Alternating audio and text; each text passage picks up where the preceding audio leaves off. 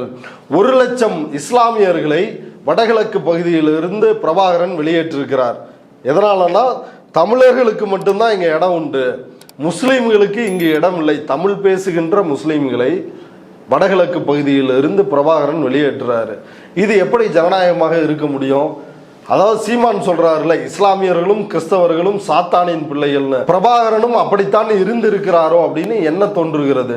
இன்னும் சகோதர படுகொலைகள், சக இயக்கங்களை கொன்று குவித்தது, இன்னும் சொல்ல போனால் கம்யூனிஸ்டுகள், பாட்டாளி வர்க்க விடுதலையை பேசிய அங்கிருந்த அண்ணாமலை போன்ற தோழர்களை இவர்கள் கொன்று குவித்திருக்கின்றார்கள். பிரபாகரன் 2006 தேர்தலில் ராஜபக்சேவிடம் பணம் வாங்கி கொண்டு தேர்தல் புறக்கணிப்பை தமிழ் ஈழ மக்கள், குறிப்பாக தமிழர் பகுதியில் வாழ்கின்ற தமிழ் மக்கள் செய்ய வேண்டும் அப்படின்னு சொல்லி இவர் சொல்லிருக்கிறாரு.